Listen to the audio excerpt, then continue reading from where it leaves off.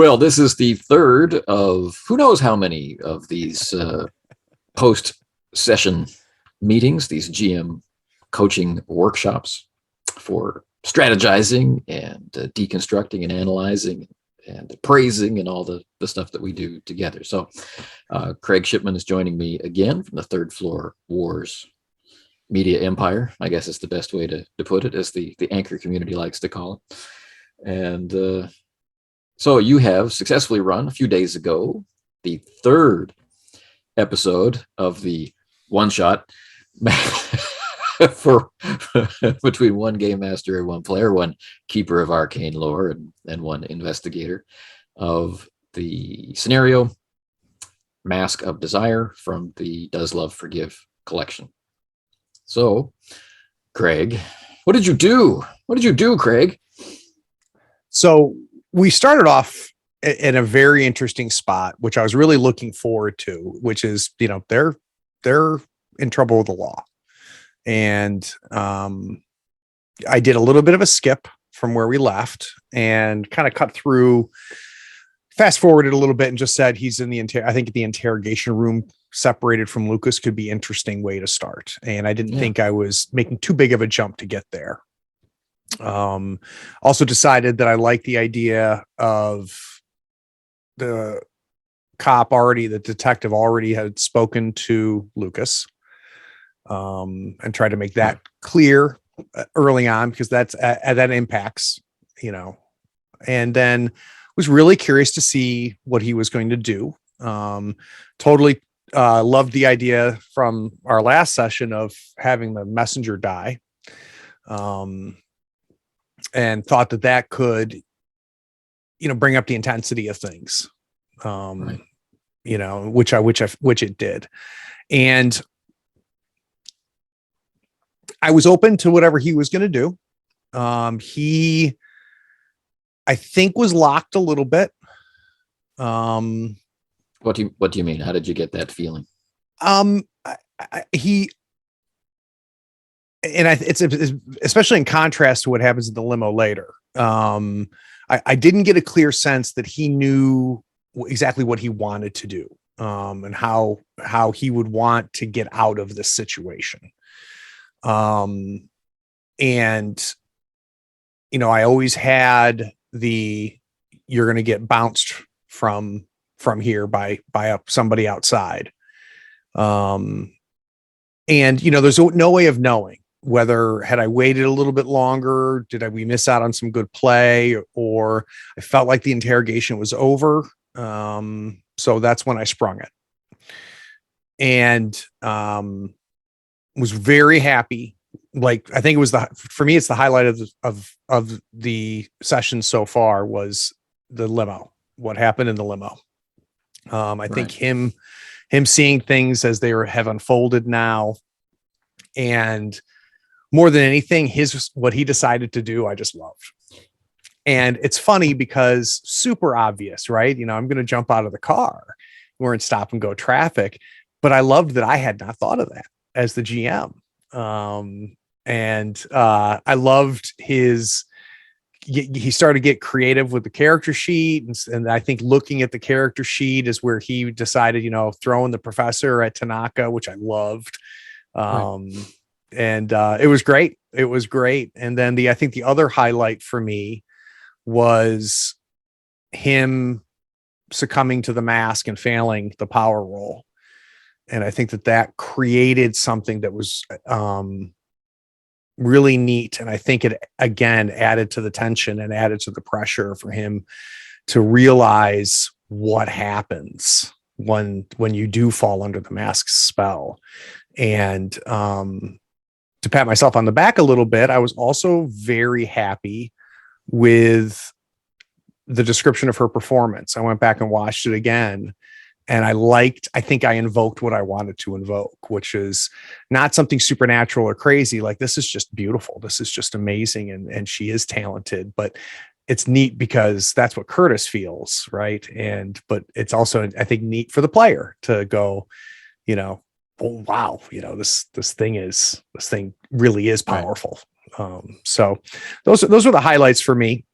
we left it with her wrapping up her song, and then we have more pressure coming. Right. He sees right before we close, Tanaka and his men enter into the theater. Right.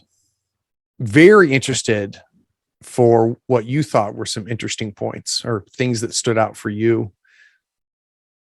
All right. Well, I left a comment on the YouTube channel. I thought I'd done it earlier, but so I did it today. But it struck me. It was such a pivotal moment, and I had that Dharmak and Jalada Tanagra thing going in my head for some other reason, but it just struck me that Curtis and Tanaka in the roles when it turns, because this really is a pivotal point for the character and for a variety of things. We had our brief moment of freedom, and then we fall into the clutches of the police, and we get berated and browbeated and interrogated as the police are trained to do, to shake the truth loose. And then we go out of that frying pan into the fire of Tanaka. And it's like there's a risk, that a player will become passive. Yeah, because everything that they try gets slapped down, whether That's it's true. by the dice or by a scene that absolutely has to happen, or whatever. Right? There's a risk that people will say, "Well, I'm not going to try," intentionally or unintentionally. Right? They just might succumb to things. But it was really cool to see the ideas. Like, I'm getting in the car, but very early on, Nick was thinking about getting out of the car. Yeah. And then we go through the negotiation of that. So that was a lot of fun for me. But I took notes this time because I didn't know when we were going to be able to talk. And I think that the first thing, the big thing that I want to talk about, is that in this particular episode, because there was, it wasn't like episode 1, really. It maybe on a surface level might look to a viewer like it is. We have the interrogation scene where there are real limits on what the character can do. They can't just leave the room, for example. They need permission to leave the room and all of that stuff. So there are a long series of obstacles between Curtis and talking to Anna. Right? Yeah. He's wanted to talk to Anna about the mask since the beginning of last session. Right. And he does get to talk to Anna briefly, which confirms his fears. And then he needs to figure out, well, what am I going to do? And the investigation begins. But, getting back to helping Anna has been met by this long series of sometimes obstacles and sometimes, let's just say, delays. Mm-hmm. Right. Long, involved conversations or interactions. So I wanted to get your thoughts from what you remember about before running the session and what you remember running the session about what's going to come out of my mouth in terms of this scene and that scene and the next scene. Right? Where do these obstacles and delays and long conversations come from your perspective? So they're not planned long conversations. It is, I go into them, and this is a very, very much a change for me as new GM versus old GM. I come into these things just saying, okay, who's the cop, right? And what does the cop care about? What does the cop want from Curtis? And I even realized that I had verbalized it after I watched the replay, which is, the cop just wants it to stop because he's like, enough, just like, don't kill anybody, please. You're just making my life a hell, which is the mentality I went into this with, which is, the cop doesn't really give a shit, right? He just wants to close the case and be done with it. And the same thing with Tanaka, where I decided, for Tanaka, there is going to be there are going to be no barriers. He is going to get this mask, and he's going to take this mask, and there really in his mind are no limits and no obstacle too high to jump. Right. but I also didn't want him to be, twirly mustache guy either. So I kind of, have to walk that tightrope a little bit. And I did want him to be scary, but scary in the fact that he, when someone doesn't have limits, when someone has made this decision, that can be a very scary thing. Right. And yeah, I think that, in retrospect, that the interrogation could have been shorter. And the conversation with Tanaka could have been shorter, but I also wanted to give room for Nick. And that's something that I went into this with, is just being very conscious of let Nick play, right? Let's see what Nick does. And, but at the same time, I also want to keep a pace going too. And one of the things that I've been doing in this is, and this could lead to discouragement to your point, is pace for me in this scenario has been pressure and adding pressure.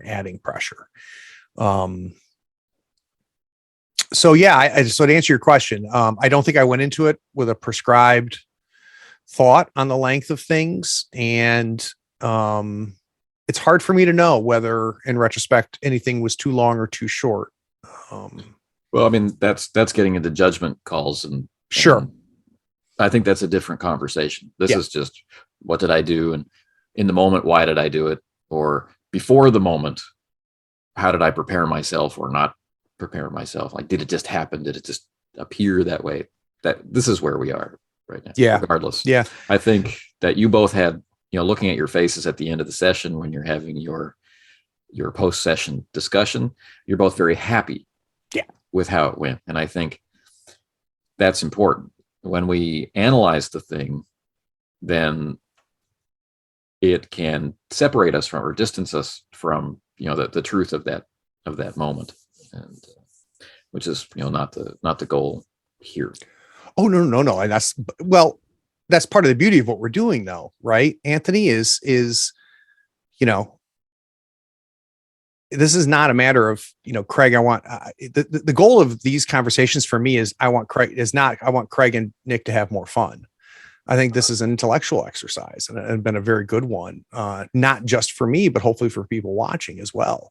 Let's dissect some things, and that doesn't take away from how much fun Nick and I are having, exactly. Or change that whatsoever. It's a completely different thing. Okay. So when you went into episode or session 3, were you thinking there was going to be an episode or a session 4? Wasn't guaranteed. I was open for it to be the end of things. And the only thing you weren't trying to end it in 3? No. Right. No. The only thing, what was unknown for me was, where it would end, and just time itself passing brought the audition up. Right. And I think by the end of 3 or after 3, I think that the audition could be the end, or maybe the coda after, who knows what's going to happen at this audition. Right. No, the only thing that I wanted to do was answer some questions for Nick, because I'm also very conscious of how frustrating that can be in investigations, right? The GM keeps creating more questions, and you've got to start giving some answers, or they're just going to say enough, right? Or half truths, or I don't know, right. But all I know is, it can be really tedious after a while. So 2 goals for me were, I wanted to identify what the threat was, and I wanted Nick to know who that was. So Tanaka was going to reveal himself at some point during this session. Right. And the other thing is that I wanted to give more information about what the mask is and does. And I was very deliberate in the words that I used when she was invoking the mask. And when the mask was being used, because I wanted to make it very clear that, what this mask does. And I felt good about both of those things. Right. And I think that we have now created a potential, who knows, a potential phenomenal finale that could be very interesting. We've got, a theater full of people. We've got characters with conflicting wants, desires, and objectives, and that can make for a great finale to an arc. So, but we'll see. Are you open to there being a session 5? Very much so. Okay, so Very much so. I think that mindset of how long it should run, right? We're going to play today for 6 hours, or, we only have 90 minutes, which is often what you and I wind up with in our Alien campaign, right? We only have 90 minutes. It has an effect on what decisions we make for outcomes. Like, for example, if you absolutely had to end this in 3 sessions, and where you got was exactly the same spot that you did in this session 3, then you're forced as the game master to, bookend it, to create some kind of ending, and then you'd wind up with kind of like a Twilight Zone episode, where Rod Serling's voice comes in and says, poor Curtis never did get his honest Anna back, right? But they lived happily ever after, and the money kept rolling in, and her fame rose to stardom. Of course, her life was snuffed out and became one with the Twilight Zone, something like that. And we get and people applaud and say, "Oh, that was amazing." Yep. But where was the play in the end of it, right? It could still be cool, but it's a different experience. It's like the time limit of the convention game, or you've traveled to visit someone that you've met online and you've only got the one time to play, and that kind of stuff. So the only thing I'll add to that is, and it's something important, which is because there's also the constraint of streaming, right? So this isn't just 2 guys at the table, and that changes things for a lot of reasons. Some very good. Like, I love having these recorded. I love the discussions that are happening in my Discord around this. It's so insightful to have other people consume, and be able to see this, to have you consume and to see it, which is, a function of recording it. But the other thing that is, I'm very deliberate about, is, like, people ask me, how long is it going to be? I said, it's going to be somewhere between an hour and like 3 hours. Right. Is what I tell all my players. Right. And after the 10-minute break, or sometimes I'll move the 10-minute break up depending on how pacing is going. But after that 10-minute break, it's wide open. We could play for another 10 minutes after the 10-minute break, or we could, play for another 2 hours after the 10-minute break. But I am very conscious of waiting for a good moment, and people joke about it, the Craig cliffhangers. Right. But I think that's important as part of satisfaction, as a GM and as a player, to leave on a high note, I guess, and or at least leave a clear signal. Exactly. And now we have something to look forward to. More importantly, I also like ending my sessions with my players on something for them to think about. I like to leave, like, the session's over, and now you've got 2 days, a week, 3 weeks, a month to think about what you're going to do next. And that can create some really wonderful beginnings of next sessions when they've had time to digest that. So I guess that was a long way of saying I completely agree with, we're going to play for 5 hours. I'm not a fan of that.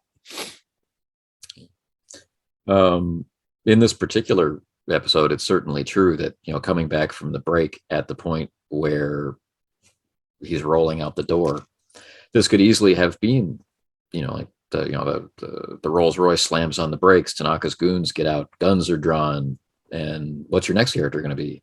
It could go that way. All right, so that's cool. That's the intentions for the obstacles. Where do they come from? And the notes that I had taken were simply, the experience of the negotiation with Tanaka, right? This was, and Nick mentioned this in his feedback at the end, right? This was tough. There's no way to go. And I thought that was interesting. I thought that was interesting feedback. And I thought how it went was interesting. So, like, my notes were, Nick is receiving this question over and over again. Tell me where it is. And, we have some satisfying role play. We set up the positions, right? In the imagined, the shared imagined situation, right? What do I, Curtis, the reporter from Brooklyn, bring to this particular situation? And what do I perceive that Tanaka is giving? And what is he telling me, right? So we establish how this debate or this negotiation is going to be framed. We frame it. And the core thrust coming from Tanaka is, tell me where it is. And very quickly, Curtis shifts away from no to answer this one question first. Tell me where it is. Answer this question first. Tell me where it is. We go back and forth. It has to go to the dice. It satisfyingly now needs to go to the dice. The tension has built up and we need to release it with the dice. So this is cool. Yeah. Now, the dice go in Curtis's favor. And what happens as a result? Tell me where it is. Answer this question first. Tell me where it is. Except the tell me where it is question has changed from tell me where to go. Yeah. So nothing really changed. And I thought, this is interesting, right? Well, I felt like, so you're right. I guess, and it changed in my head because before, and you did answer his question. Right. But it still was this same, sure. You have to tell me where it is first. No, right. You have to answer my question first. So it was interesting. Yeah. Yep. And that might be me being one thing I wanted to make clear was the power dynamic. And I don't think I was ready, right or wrong, to have Tanaka fold. Right. So, but to honor the dice, Tanaka is going to do something that's not in his benefit, right? It's not in his benefit to tell Curtis anything. And in Tanaka's mind, tell me where it is, Curtis, so I can just kill you. And if you're not going to tell me, then I'm just going to kill you. Right. So it was, and I don't know. I hope I didn't betray the dice in that way, because I don't think he would have folded. Yeah. But it's a fine run. It thing. is. I don't think we have jumping out of the car if we don't have this implacable threat of Tanaka. And it means that you had decided at some point prior to Tanaka speaking that he's going to be purely villainous. Yeah. Not heroic, So we don't have the opportunity for Tanaka to say, look, your girlfriend, right? He's gone the route of she's a floozy, right? Yeah. Right. Your girlfriend is in danger. This mask is going to consume her. You've seen the evidence, right? You can't get it off her without killing her. This you now know. Help me. And then we get into the Jerry Maguire scene, right? Help me, help you. Yeah. Right? This is off the table because Tanaka is a villain. Yeah. Yep. So this is interesting. And your version of Tanaka that you just described is also very interesting. So yeah. Yeah. And still be the same character. I like that. All right. So the next series in this intention for obstacles thing was the theater and not being able to find Anna. Mm-hmm. And so through a lot of this, there's no roll, right? So I'm curious if this is you looking at the sheet and just, checking out his idea roll and saying, oh yeah, he's going to have trouble, or if this is based on personal experience of trying to find someone in a theater and you're bringing true life to it. I mean, where does this come from? Yeah, I think it's more me being in the scene in my head. And I mean, and you've seen me do it. There are times where I'll cut, right? So I'll say you get into the theater, you looked around for a little while, you're able to find the theater there, right? Compressed time. Yep. There's other times where I put myself in that moment. And in that moment, we've got this huge theater. He's never been there before. We've got, who knows when Tanaka's going to show up, right? So there's a fire burning behind him. And I was like, yeah, let's see what he does here. And I think what I was not going to do is put him at the door, or even worse, have him open the door to the theater without him saying, I'm going to open the door. So I think that was me giving a little bit of room. Sure. So yeah. Right. Like I said, I'm interested in why this happened. And it became very difficult right? He walks into the theater itself and can see the stage, can see the singers, can see the balcony. And then he winds up in the balcony where he's browbeaten and chastised and just go, right? And then he gets out, and then there's the helpful janitor who was there at the beginning. It's like, dude, where are the people lined up? Oh, back there, behind the stage. I just thought it was interesting, right? Yeah. Create this thing, and so the relationship between the game master Craig, right, and the player Nick in this moment, right? No interruption from Nick. Like, no, I'm not going up to the balcony. I'm going to go to the back. I'm curious, why is there no interruption? Like, are you guys like in sync, imagining the same things? Yeah, of course, I'm going to go up to the balcony first. Or is he being led? Or is he choosing not to interrupt another player? You know, there's no way to know the answer to that. Yeah. Until we ask him, right? But there are definitely some people that you've played with that go, wait. Yep. Right. I'm not going to waste time going up there.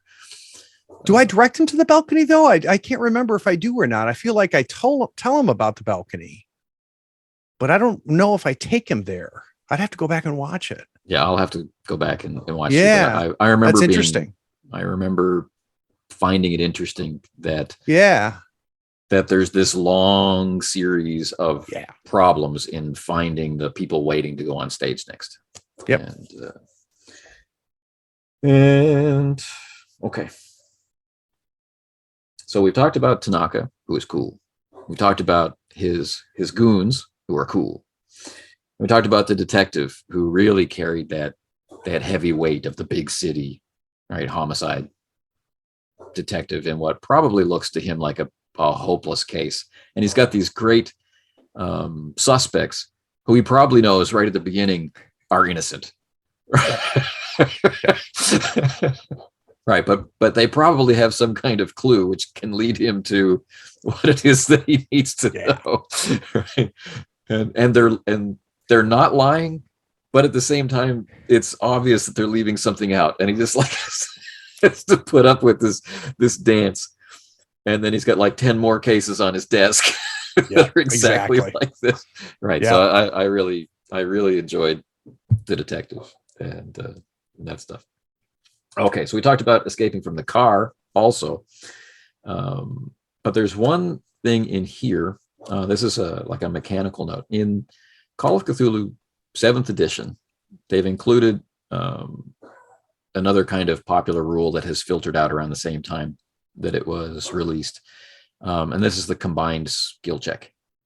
So like we can do in Fantasy Flight Star Wars, like we can do in Ubiquity. We have the situation in the car where he has to distract or in some way engage Tanaka over here, right? And physically move Nineart with some force and finality, while reaching around Lucas and surreptitiously opening the door and getting them both out. This is an awful lot of action in one moment. And this was represented by the stealth roll. But what the game allows you to do is identify the relevant skills, make one roll, and depending on what the situation is, you make it known as the game master first. If both have to be succeeded, right, or if only one, and then when it comes time for interpretation, you give them the success for the one they succeeded in and not success for the one that they didn't, or some degree of partial success or whatever, right? Whatever makes sense. I hadn't even thought about using that, Anthony. That's and that would have been a great moment to use it too. Maybe because, I think he got a pretty surprising role. But if whatever it was, that other skill that you had, if it was persuasion, that would have been amazing, right? Yeah. If it was, fisticuffs or something, it may have been woefully disappointed. Well, you get the door open, but Tanaka puts his boot on your chest and says, settle down there. That kind of thing. Yep. But that option is there. and can provide a lot of information for an outcome. Not in any way necessary. It's just interesting, right? It's interesting because I hadn't even thought about it. So that makes it twice as interesting, is that I hadn't even considered it. And me saying that's really interesting is not saying better or worse. It's just like, that's like, if you're going to write the box text next to the rule and go, here's an example of how to use a combined skill check. A guy's in the car. Yeah, exactly.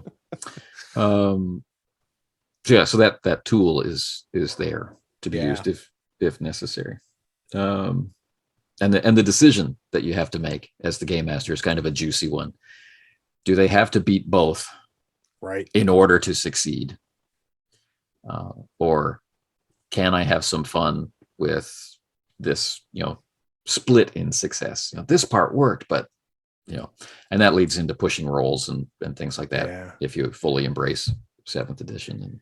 And it also, now I'm sitting here thinking about it, can get interesting. And I have to go back and read that section of the book. Because it would also be interesting to say, yes, I need you to succeed both, but what if it is a hard success in one, right? Can that overshadow, the other? That could also make things very interesting. Or in this case, let's say we were doing, a fight in a stealth roll, or and they end up with a really high on the fight, but okay, so maybe he knocks Tanaka out, right? But fails, doesn't get a success on the stealth roll, so the goons. Exactly, like it does. That can create some very, to use your words, some very juicy outcomes. So that popped into my head as we went through that scene. All right. Well, then, that's the end of my notes. Okay. I wanted to talk about why 4 sessions. Well, you didn't really have a desire to push to 4 sessions. You were just open to 4 sessions. Yeah. Are you open to 5 sessions? Yes, you are. We've talked about different kinds of outcomes. So, the Twilight Zone ending, the convention ending, where people walk away saying, "Oh, the Call of Cthulhu is pretty cool," right? Versus the playing through whatever is going to happen with Anna and her decision, right? And what effect the mask is going to have. And we talked about how to get there, right? Ending it in 3 would have meant a lot of time compression in the interrogation scene at the police station. Maybe not this short, but along the lines of, he keeps you stewing in the interrogation cell for a while.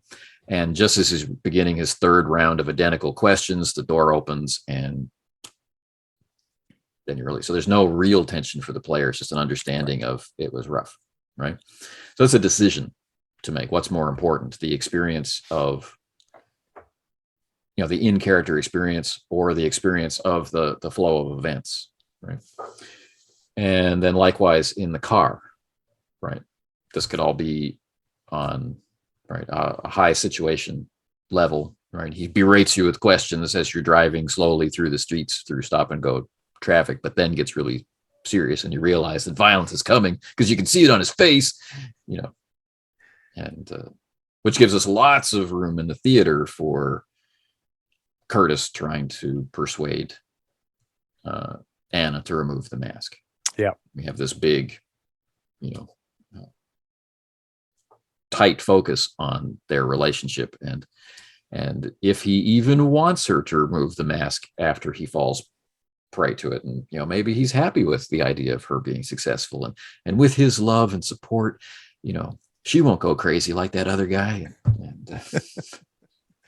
Yeah, I'm so excited, Anthony, to see what happens next. That's when I'm at my happiest as a GM, is between sessions.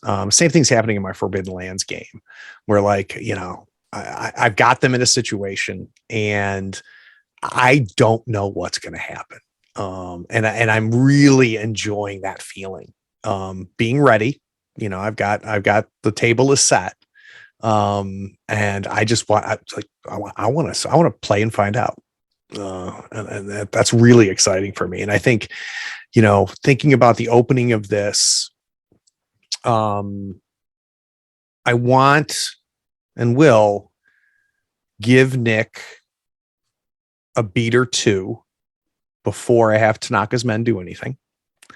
So I want to open with, what is Nick going to do? So I'll reset the scene. As she's finishing up the song, you see Tanaka's men coming in the same door you did towards the back of the theater. And then I'll just stop talking, and let him play. But in fairness, Tanaka's men should have the same difficulty navigating the theater that exactly. exactly. And I think that, knowing what Tanaka's men are going to do, know what Tanaka wants. I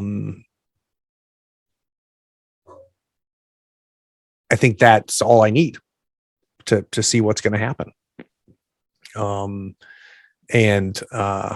There's so many different ways this can go, and some of it's going to be probably determined by the dice, which is fun too. Yeah. So the one thing that I have not decided yet, and I guess we'll find out when we get there, is how armed and dangerous these bodyguards are. Because I think if they have guns, they're going to use guns. Or if Tanaka has a gun, he's going to use the gun. But if they don't have guns, is that more interesting? Or I don't know. I need to think about that, because that's a clear decision on my part as a GM. Yeah, well, that's a juicy thing to talk about too, because we have the evidence of the bloody katana left on the floor of Madame de Tisson's apartment. Now, obviously, he's not going to shoot somebody in her hotel, right? The noise, but that same logic applies here. He can't go blasting away in some theater. You've already stated that this is 1921. There are gangsters, but it hasn't risen to the level of violence, which is a few years in the future. And so this is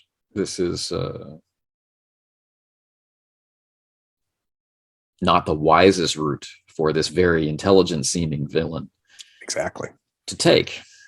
And he could safely off the delivery boy to protect his own identity. He can off de Tisson for the same reason.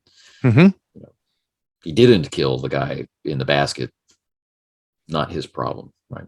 Yep. But somebody did it, and and didn't clean the blade and hang it back up again, right? They left it behind for whatever reason. So they're not flawless in their execution of crime. And that's why, just so you know, in my head canon, it was a goon that did it. So I don't think Tanaka ever went back to that apartment. Go back yeah, exactly. And the other thing too, Anthony, a question I need to answer, and I'm not in a rush to do it. I've got time. We're not playing for like a month now, just because of schedules. Yeah, I know. So I've got time to think about this, but here's another, I think, crucial decision for me to make, which is, and this is, what does Tanaka know? Does Tanaka think, I should say, is a better way to put it. Does he think that he needs Anna to give him the mask? Or does he think, I can get the mask off of her and it still will work. It'll still be valuable to me. So I can kill her and get the mask, or I can tear it off her face and get the mask. Or does Tanaka think, because he's not the one that tore the mask off the madman, right? Does Tanaka think she needs to give me the mask, which they talk about in this scenario, the written scenario, as being kind of one of the rules, about around the mask, is that it has to be, it has to get rid of it. No, that's what they talk about, it, to get rid of it. And you have to, so I take that. I'm adding this now. I'm sitting here thinking about it, but I think that's interesting, right? If Tanaka has to get her somehow to give him the mask, that's more interesting than get her, take her out to the alley, kill her, bring me the mask. Yeah. Right. Now he already has evidence that the mask has been cut off someone's face. Right. Now, Mhm. And and he's got Curtis's questions. How do you get it off someone? I'm Yeah. asking for a friend, you know. Yeah. So he has the tools to piece together it at least still works. Um, but I think really, this is a particularly lethal system when it comes to gunplay, Mhm. and a decision to have unarmed player characters come up against armed goons who are now going to use those firearms as their opening, hello, you killed my father, prepare to die. That's saying that I'm here to kill you now unless you stop me. And that's how this scenario ends. That's what that's announcing. So I don't think that's what you have in mind. You want the atmosphere of I think so. the Yeah. mood, right? Yeah. Yeah. So, I think I'm imagining more brass knuckles, Billy Jacks than I am guns. or just you described them as huge. They're big boys. Yeah. Right. So the damage bonus on a large lad is pretty sufficient, Yeah. and so you can pummel someone down pretty quickly, and so that's interesting. And so there's the threat of violence, and so this brings us, I guess, to the one last idea of the idea of a battle of wills, right? So we have this represented with the power check versus Anna and the mask, and we've seen this a little bit with Tanaka, and so as we get to the end, are you thinking that there are going to be more roles, or that you're going to continue on with roles being very clearly set by, we don't know what's going to happen? Like, I jump out the window and you have to make a roll. I'm trying to get out of the car door. You have to make a roll. Yeah. I'm trying to hide while someone's actively searching for me. You have to make a roll. Are you going to just stick to that idea, or are you going to bring the character through the dice, bring the character out more through the dice, or more through decision about what the character seems like? So here's where I am right now. This is bigger than the game for me. Where I am now as a GM, and by no means is that going to be where I am tomorrow, but where I am as a GM right now is I really have found a lot of fun looking to the character sheets of my players and saying, this is what you're good at. Right.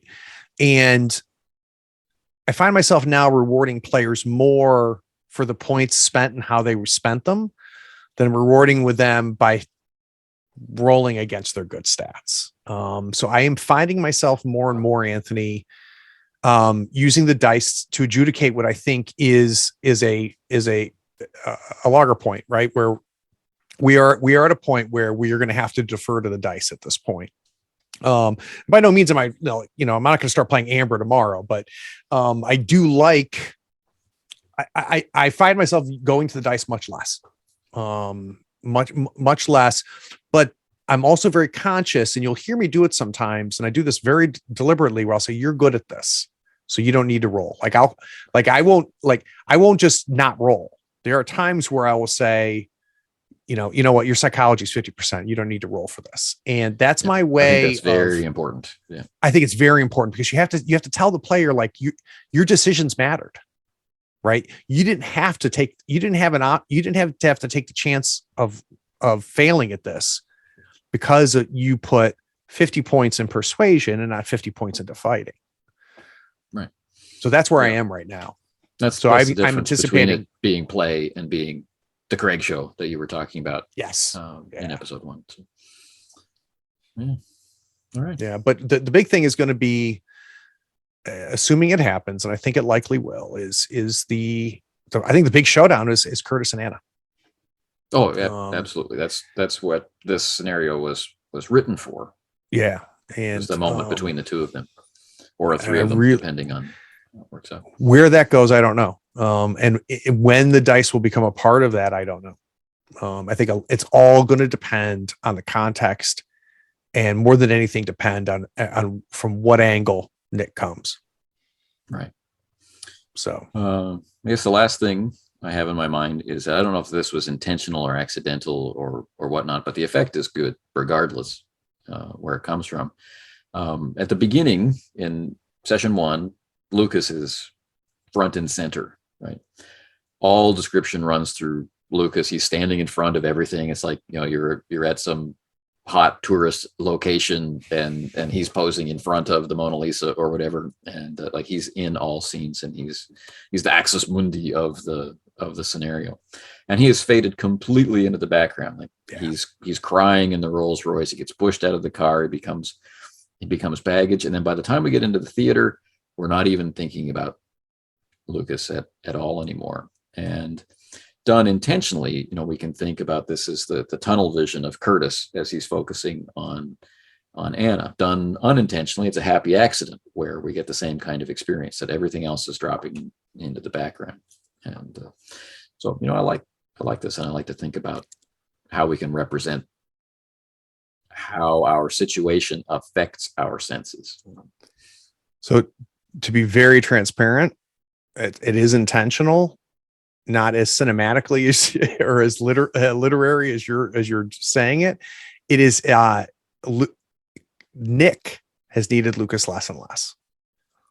As I have seen Nick become more of a player of action, I should say. Right. That I see him making bold choices, him making decisions, him asking questions more than we don't need Lucas as much anymore. And he might pop up again when but it's going to, quite frankly, it's going to be Nick who brings him back. If Nick forgets about him, if Nick forgets about him, I'm going to let him fade away. Or matures out of this friendship. Yes. Exactly. This was a period of my time when I was living a bohemian lifestyle in Brooklyn. But yes. All right. Any final thoughts or feelings, hopes and prayers? No, I'm excited to play again. In a month. I know, dude, it's a mess. But you know what I'm also excited about is actually, let's wrap this up and we'll talk about it off camera. This is good. I do really, really want to try to talk you into having a session with Nick after this is all said and done without me. Oh, you have to talk him into it. I'm all for it. Yeah, I think that would We're be going to talk about you behind your back. I think that's a great idea. But and I think that regardless of whether this one is the last or not, I think you and I know whether we need another one between sessions, if there ends up being another session after this next one. But I have questions for you when it's over. So I do want to do one last coda, even if it's short, with us after it's all wrapped up. All right. Okay. Well then, this has been fun. And this brings us to the end of the third installment of the GM workshop with Third Floor Wars with Craig Shipman, who you can see sitting here with me as we talk about the presentation from their channel between Nick and Craig of Mask of Desire. Okay. Take care, everyone. Thanks, man.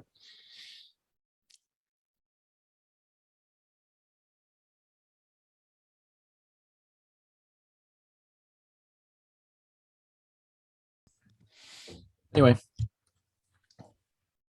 are you ready? I am, sir. Just starting to weep a little bit over the. I get emotional during these things at this point, Anthony.